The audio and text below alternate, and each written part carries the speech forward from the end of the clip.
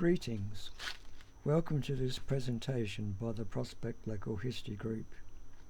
It's copyright to the Prospect Local History Group 2023.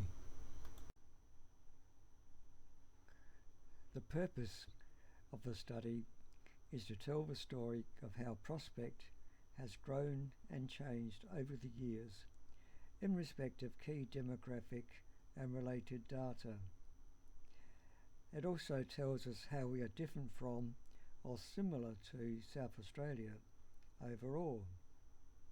A note of caution: to keep the presentation down to 1 hour, it was necessary to be selective, and there wasn't enough space to dig as deep as might be considered worthwhile. First, some background. Prospect was established as a local government area in 1872. This detailed study starts with the 1876 census and ends with the 2021 census, but it wasn't possible to include every census. Prospect in this presentation refers either to the City of Prospect or the preceding District Council of Prospect. Please note, boundaries have changed a little over the years. Items covered in this presentation include population, age structure, conjugal status and household structure, education, religion, industry and occupation, migration and ethnicity, income, and caring and helping.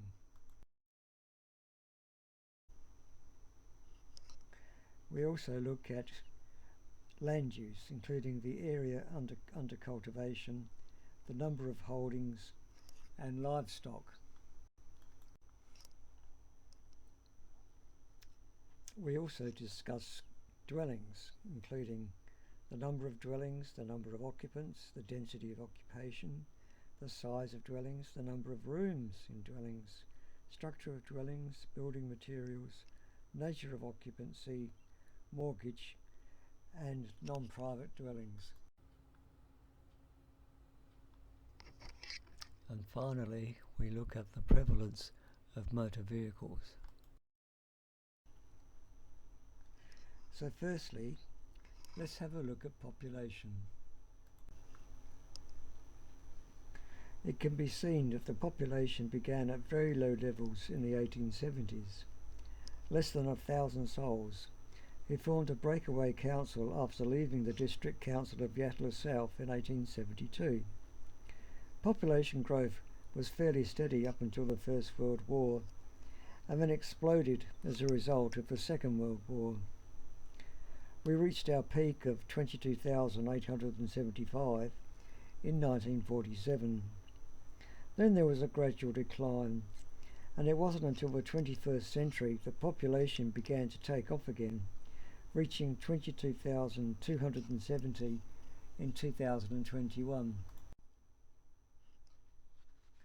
The Prospect population as a proportion of South Australia's has fluctuated substantially over the years. It reached a peak of 3.5% in the 1930s, but has since declined to just over 1%. Now let's take a look at the age structure of the Prospect population. We will see some dramatic changes. Firstly, look at what happened to the proportion of the population 75 years and over.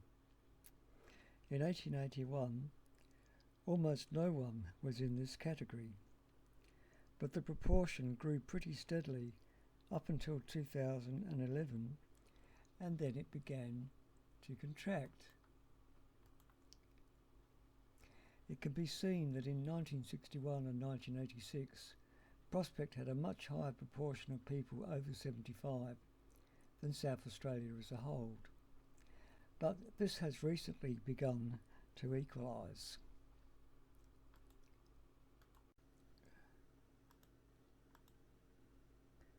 On the other hand, the proportion under 15 years began at very high levels in 1881, and apart from a very slight baby boomer wobble in 1961, has remained low ever since, though it's rising slightly at present.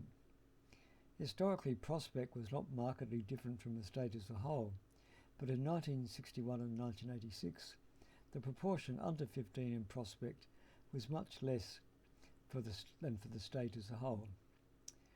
However, the proportions have more recently begun to equalise.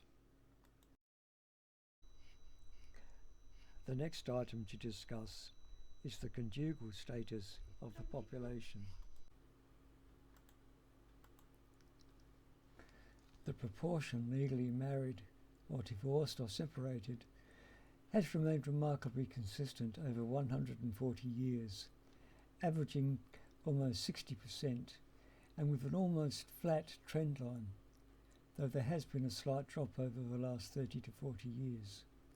And Prospect has not varied markedly from the South Australian pattern.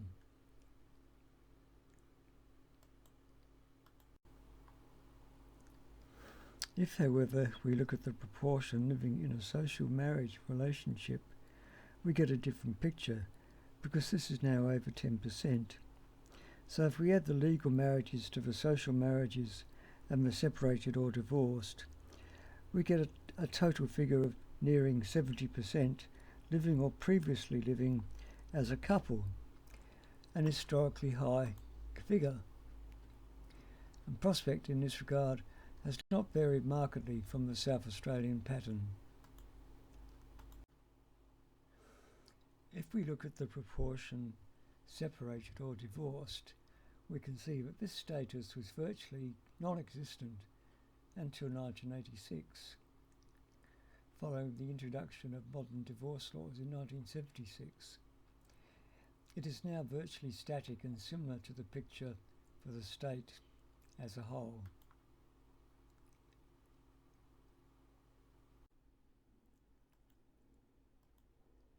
We can also see that the proportion who are widowed has been shrinking after a post-war peak of 10%. This may reflect the drop in the number of people in the older age groups. For a time, Prospect had a greater proportion of people who are widowed than the state as a whole, but this difference has almost disappeared.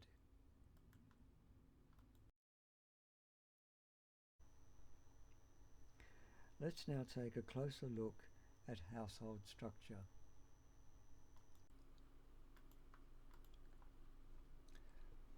The proportion of families with a lone parent doubled between 1986 and 1996, but has been stable since then at around 13%.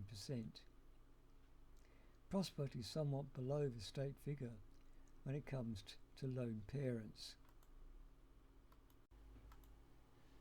100 years ago, the proportion of private dwellings with only one resident was tiny, only 3 or 4%. The proportion began to grow after the Second World War, and by 1976 looked like it might reach 1 in 3 households in Prospect. But more recently it has stabilised at a little over a quarter of households. Back in the 70s and 80s, Prospect had considerably more people living alone compared to the state overall, but the relationship has recently drawn closer together.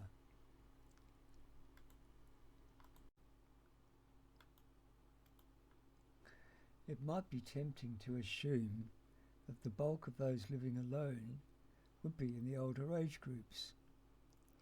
However, this is not so. The majority of those living alone in Prospect are in fact under 65 years of age.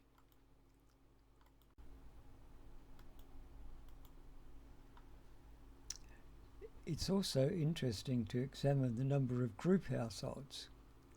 Perhaps surprisingly, in this day and age of large numbers of young students, the proportion has actually fallen by nearly a quarter since 1986. It is noteworthy, though, that the proportion of group households in Prospect is almost twice the level for South Australia as a whole.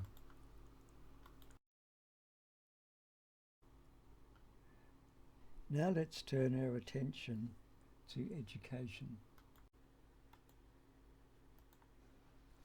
Firstly, we look at the proportion of Prospect school children attending a non-government school. It can be seen that this proportion has varied considerably over the years.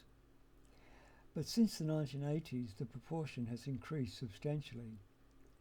It reached a peak in 2011, when a clear majority attended non-government schools, though this has since slipped back below 50%. The reason for these variations is not clear. The proportion attending non-government schools in Prospect has long been greater for the state as a whole.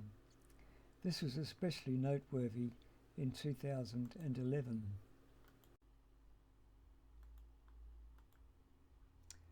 There has been a dramatic increase in the proportion of residents attending university. Obviously, before the Second World War, university was the preserve of the wealthy, and the numbers were low. Since the 1970s, the proportion has greatly increased, reaching a peak of 8% in 2011. Nearly twice the proportion of Prospect residents attend university compared to the state as a whole.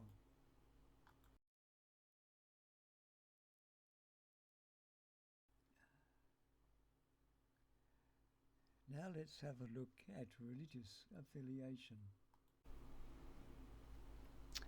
In line with the rest of the state, the proportion of the Prospect population stating a religious affiliation has declined over the years from a high of nearly 100% at the time of federation to a low of 61% in 2021. Prospect, however, is still slightly more religious than the state as a whole. The religious affiliation to different churches has changed greatly since the early days.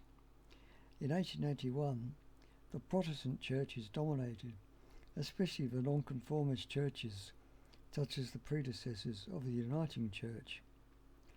Catholics were very much in a minority at around 9%, and even the Anglicans made up slightly less than a third.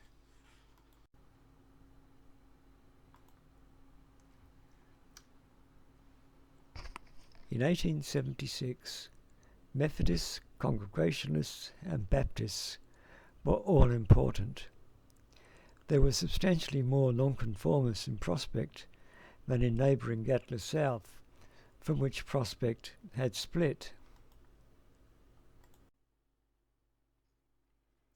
The level of nonconformism may in fact go some way towards explaining the desire for local government autonomy in Prospect.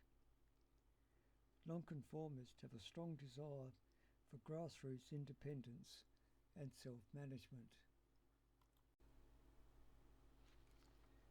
By 2021, we see a big shift in religious affiliation in Prospect. The Roman Catholics now predominate, and the nonconformists have shrunk to minority status. Those classified as other in the previous slide can be broken down further. The Eastern Orthodox Church is the biggest group, thanks no doubt to their church in Milner Street, Prospect. But we also see Buddhists, Muslims and Hindus making an appearance. Now, let's take a look at employment. First of all, a warning. Employment is a problematic term. Census definitions of industry and occupations have changed over the years. A clear distinction between industry and occupation was not made until the 1961 census. Occupations, of course, come and go over the years, so the following tables are a rough guide only. The first slide looks at the proportion classified as professionals. The number in this category has more than quadrupled since the late 19th century, and Prospect is well ahead in this regard compared to the rest of South Australia. By way of contrast, the proportion who are manufacturing employees has undergone a substantial decline over the last 100 years, as has happened to the state as a whole. The proportion in Prospect is slightly less than for the state as a whole. A similar decline has taken place in the proportion who are employed by the three levels of government. In 1986, it was a third of employees. Today, it's a fifth. However, a greater proportion of the Prospect workforce is employed by government than for the state as a whole.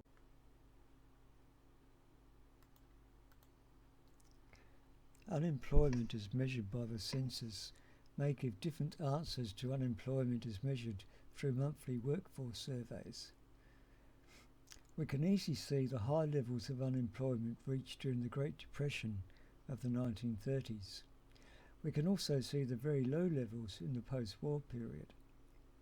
The other figure which stands out is 1986, when unemployment rose as a result of the restructuring of the Australian economy as we deindustrialised and opened up. There has been a recovery since then. In recent years, unemployment in Prospect has been a little lower than for the state as a whole. Time now to turn our attention to migration and ethnicity. This slide shows the proportion of residents not born in Australia, New Zealand, Europe or the UK. Up until the 1970s and even into the 1980s, this proportion was negligible. Since 2001, the proportion not born in Australia, New Zealand, Europe or the UK has grown rapidly until today nearly 1 in 5 of our residents was born elsewhere. Since 1986, Prospect has had a higher proportion born outside Australia, New Zealand, Europe or the UK than the state as a whole, suggesting Prospect is a significant destination for migrants from different areas. This graph shows the major sources of migration from areas outside Australia, New Zealand, Europe and the UK in 2021. Far and away the largest proportion come from India. Vietnam and China were the next two largest groups. But there were people from many different countries, especially in Asia. The purpose of this slide is to investigate whether country of birth is connected to education status. The answer is yes, in respect of people born in China and Malaysia. Many of them are studying here at tertiary level. However, for India and Vietnam, the answer is no. Much smaller proportions are studying. This slide shows the proportion of people who have lived in Australia for 10 years or more. This has varied considerably over the years. In 1921, the proportion was fairly low. By 1986, it was quite high, and the same was true of 2001. Since then, however, the proportion has fallen and is below the level of 100 years ago. The proportion living in Prospect who have been here 10 years or more is a little lower than for the state as a whole. Perhaps reflecting an increase in the number of migrants in recent years, the proportion of residents living at the same address as 5 years earlier has shrunk after reaching a high in 2006 and 2011. But this is a very volatile figure.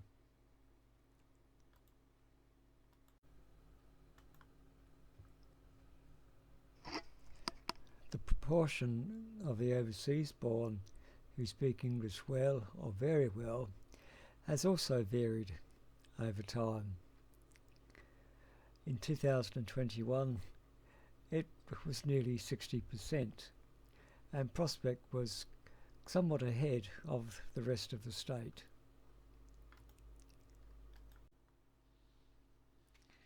The proportion of residents with Australian citizenship has varied somewhat over the years. It reached a peak in 1986 but has since declined. This may reflect an influx of migrants, including students who do not yet qualify for citizenship. Prospect citizenship level is a little below that of the state as a whole. The proportion who identify as Aboriginal or Torres Strait Islanders is low in Prospect compared to the proportion for South Australia as a whole. It's varied little over many years.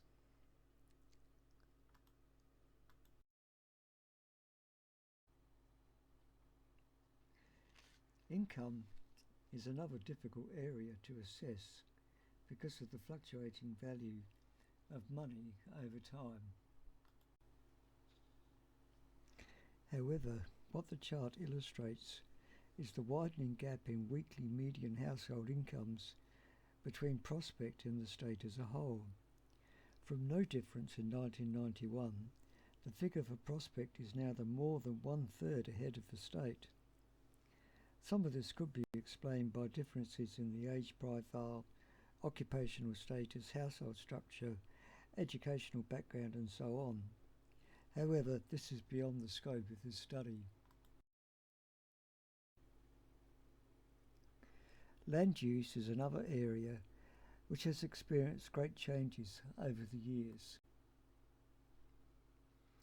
In 1876, over half the land was under cultivation. By 1891, this had shrunk to 11%, although it rose again to 15% by 1901. These changes reflect the growing suburbanisation of the Prospect area. Unfortunately, this data was not collected after 1901. This chart shows that most holdings were modest in size. Of 40 holdings, only 6 exceeded 50 acres, and only 1 exceeded 100 acres. This chart shows the number of farm animals in 1891. Now we come to the question of dwellings. It can be seen that the number of dwellings in the city of Prospect has risen fairly steadily over a long period of time. There was a slight pause in 2011, but since then the number has reached a peak.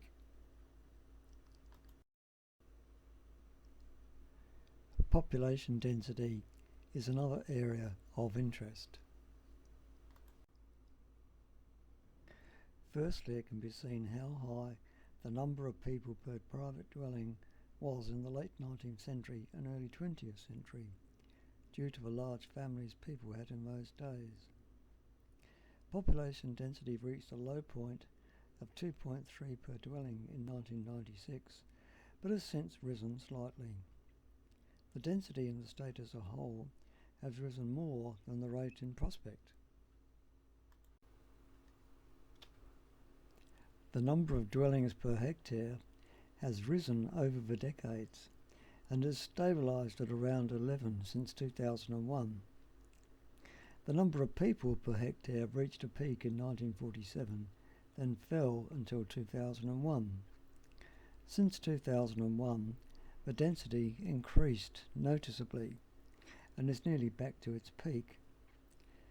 This happened despite falling household size, mainly due to the growing number of dwellings. Population density in the city of Prospect can be compared to other inner metro councils, including Unley and Norwood, Payneham and St Peters. The first thing to note is how low the number of people per hectare is across the metropolitan area as a whole. Prospect has over 6 times as many people per hectare as the metro area, and slightly exceeds the rate in Norwood, Payneham, St Peters and Unley. In other words, the inner suburbs are already quite dense, and government policies, will only make them denser. This impression is reinforced by the number of dwellings per hectare.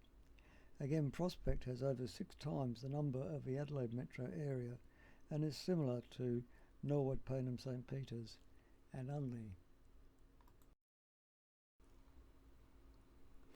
Now let's turn our attention to dwelling size. The Bureau of Statistics has published different series of statistics over the years, so one long continuous set is not available. The slide shows that the dwelling size increased from the late 19th century and peaked around 1961 in Prospect. Prospect is not noticeably different from the state as a whole in this regard. For the last 40 years or so, we have a series based on the number of bedrooms. There has been a dramatic rise in the proportion of dwellings with 4 or more bedrooms, both in Prospect and the state as a whole. Over a fifth of dwellings in Prospect fall into this category, and over a quarter of the dwellings across the state do so. Households are living in bigger and bigger houses, despite fairly static density as measured by the number of people per household. The proportion of such dwellings has quadrupled in Prospect since 1986. The proportion of dwellings classified as medium density is another important indicator. This has grown very substantially over the last 100 years, especially in Prospect. In Prospect, around 1/3 of dwellings are now classed as medium density. For the state as a whole, the figure has actually stabilised at around 1/5 since 1976. So we see 2 contrasting trends in Prospect: growth in the number of large dwellings, growth in the number of medium density dwellings. This is much more so than for the state as a whole. Data on building materials used in the construction of dwellings was collected for the period 1881 to 1976. This chart shows a large rise in the number of stone dwellings in Prospect in the early part of the 20th century. At the peak in 1947, over a quarter of Prospect dwellings were made of stone. This had shrunk to 16% by 1976. Between 1947 and 1976, there was a net loss of 651 stone dwellings, particularly during the building of flats during that time.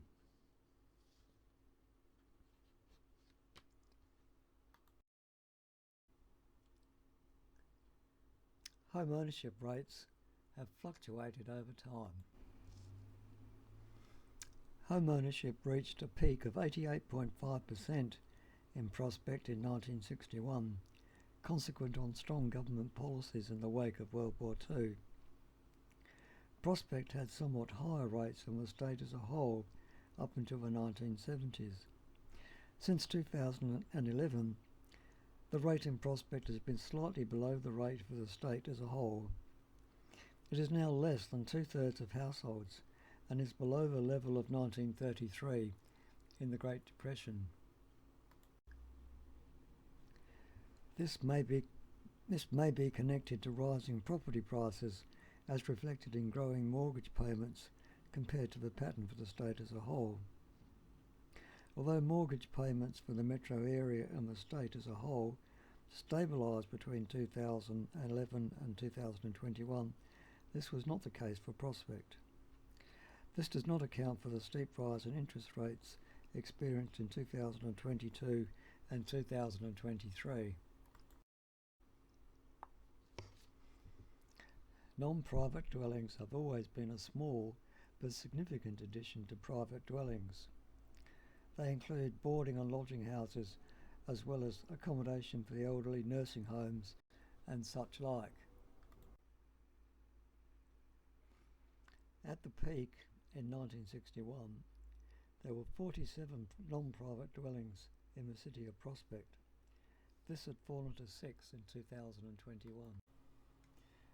The population in non-private dwellings has been falling since 1976, when it was 417. In 2011 it was around 315. Figures for 2021 do not appear to be available.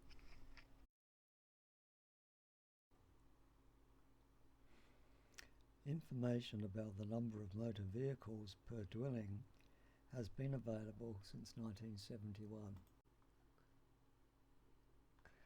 The proportion of dwellings with at least one vehicle has risen from about 73% in 1971 to over 92% in 2021, reflecting the Australian love affair with the motor car. This, along with population growth and dwelling growth, has driven increasing numbers of vehicles on local roads. Prospect is not noticeably different from the rest of South Australia in this regard.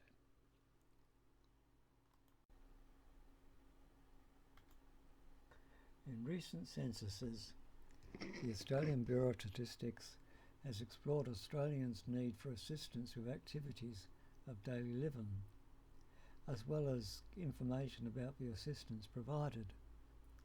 Additionally, the ABS has measured how many people provide unpaid assistance through organisations.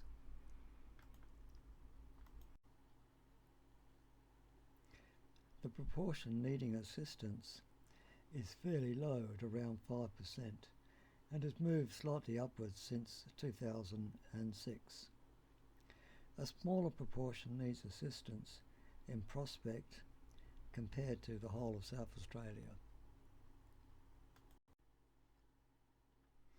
The other side of this coin is the provision of unpaid assistance to a person with a disability. This has grown somewhat in recent years, and in 2021, 14% of people in Prospect stated they provided such assistance. Prospect is not hugely different from the rest of South Australia. In 2006 and 2011, about a fifth of residents stated that they do voluntary work for an organisation. This dropped to 17% in 2021. How much this was an artefact of the COVID pandemic and associated lockdowns is not clear. Prospect is fairly close to the overall South Australian situation.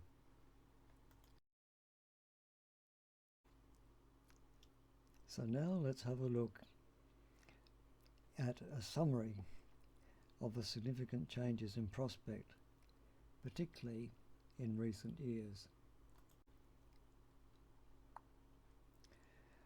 There's been large population growth, nearly 4,000 people, but only a net gain of 366 dwellings. This means a big change in the number of people per hectare. We notice the number of widows has been declining, but there's been a growth in the number of social marriages. We have a growing multicultural community, especially from India. This is reflected in declining numbers who've lived in Australia for 10 years or more, and the number living at the same address as 5 years before. There's also been a growth in the number attending university. We can see a reduction in the proportion stating a religious affiliation.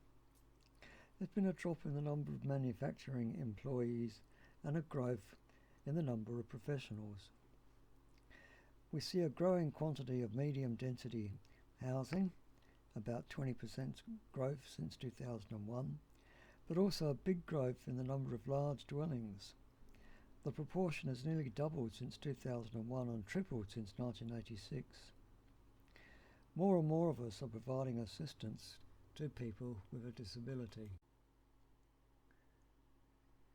Thank you for listening to this presentation. To learn more about Prospect Local History Group, please visit our website at https://www.prospecthistorygroup-adelaide.com.au.